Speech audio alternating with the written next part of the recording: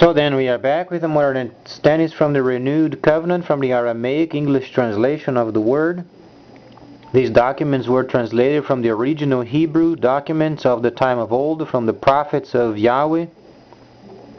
Then we can understand the future and what's lying ahead. And the plan of Yahweh is very concise, very viable.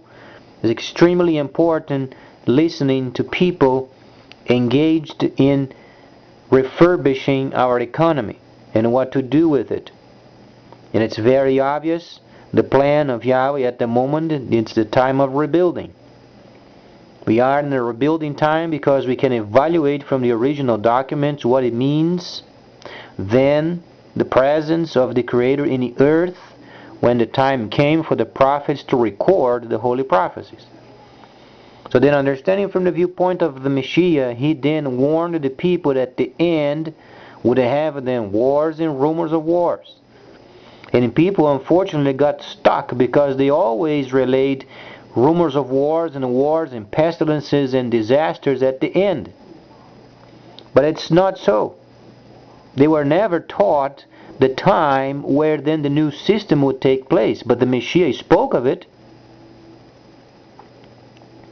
We have only 10% of what the Messiah wrote in terms of what he spoke then placed on record. He lacks 90%. If you understand the time of his ministry, 490 days, and if you compare what you have in the renewed covenant from the 4 Gospels, you have only 4 Gospels, and the total is 10% of the entire teaching. 490 days, you have only 30 days worth of material. It means we have to understand the Torah and the prophets in order to understand the other 90.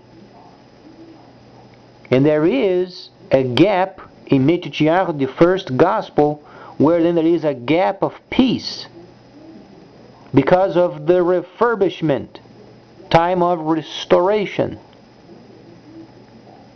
So in Yirmiyahu, Yeshayahu, Ezekiel, Zechariah, and Daniel, they do point to the end.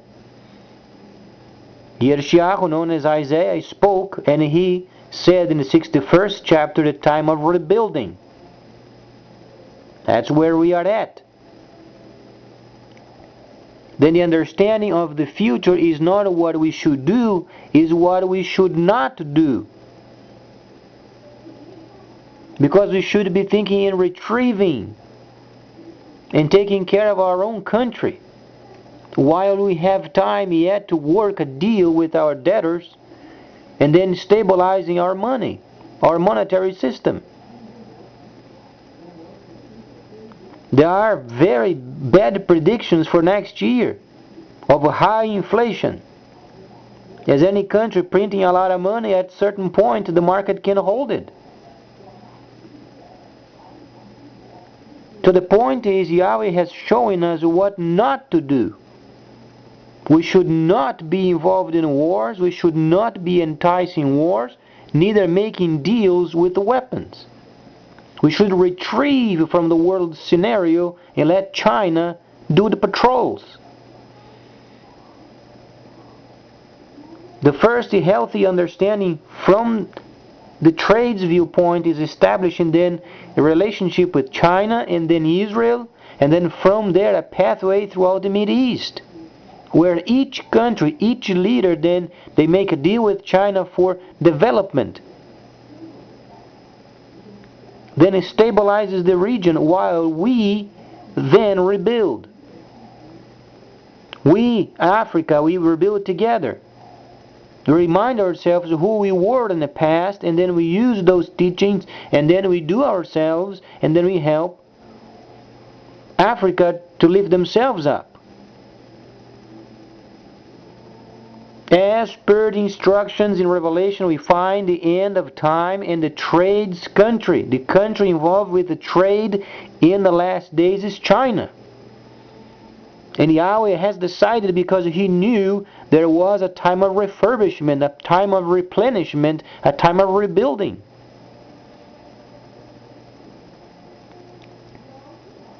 And this gap is not stated in the renewed covenant because it's lacking.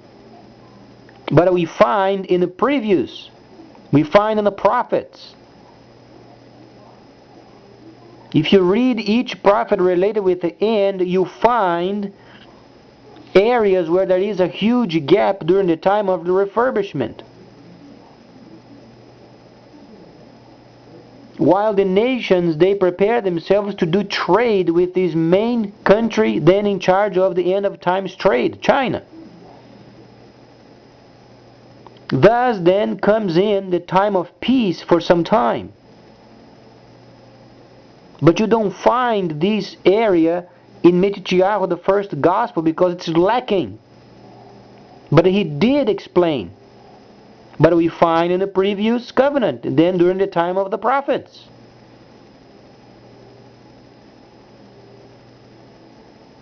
There is a time of peace given for the time of then the rebuilding. It's not the rebuilding of the earth yet, it's rebuilding of the system to do trade, the final trade.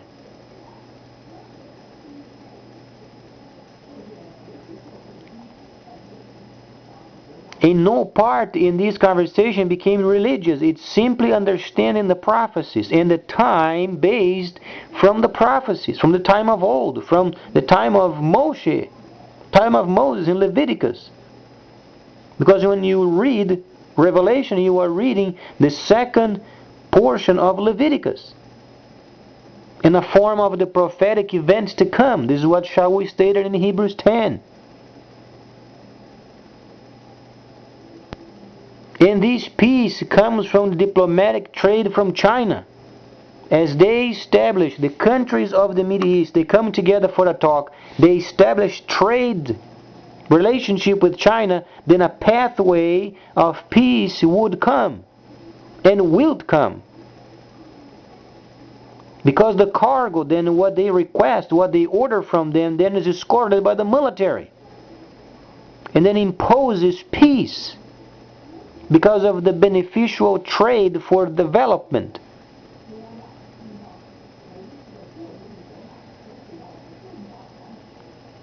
While we then listen to the wisest people in our country, and then we maintain what we have. We can't expand, we can't waste any more of our resources. But we have to regather, we have to rebuild. China, they were our protege during the time of the Second World War. We taught them. And 70 years later, there they are, the most powerful nation. Now it's the time for them to take the lead, and then for us to rebuild.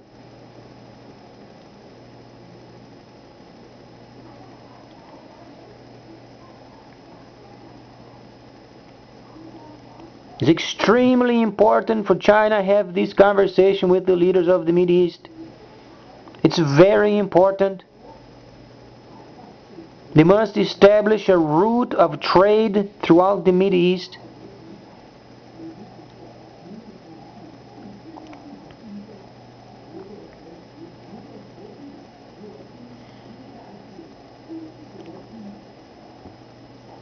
They are predicting high inflation for next year.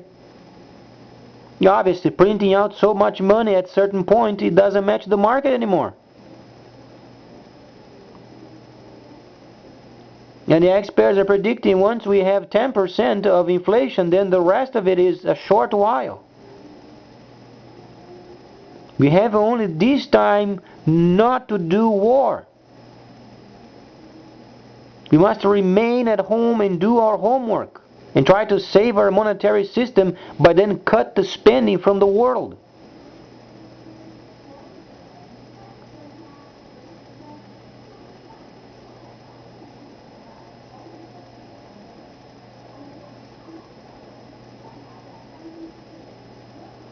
As the nations of the East, then they come together with China as the leader, they begin to do trade. And then from then on, each of those cargo ships going to the Middle East, they can be escorted. And this brings organization. Only the presence of them, along with those escorts, brings peace.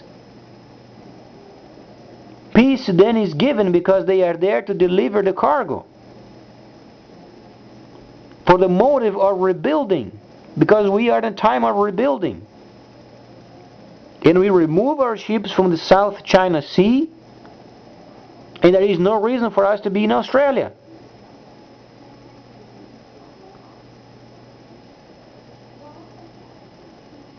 While then Australia makes friendship more stronger with China so they can take care of the families of the Pacific because the islands are drowning.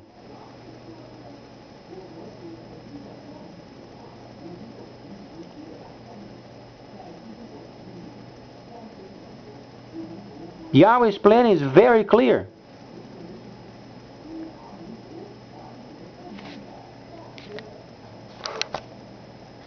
But we should act. China must act very fastly. These deals with those countries of the East must be done before the election. Must be done fast. Because the United States wants to impose itself again on other nations, it's going to cause more war. And then it's going then to make a block for China, and rather than for themselves to expand. That's why they were growing so much over the years. It's for this time.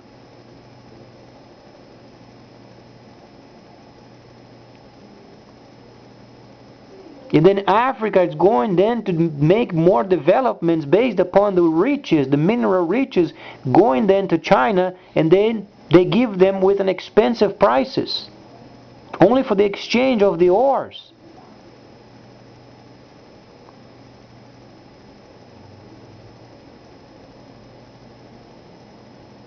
And China as a country never waged a war of invasion before, so it's very safe.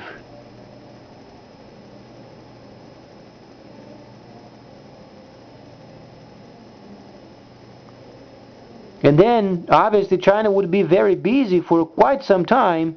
Then they make a straight route from China to Australia. And then the international plan of the islands of the Pacific can be put in place.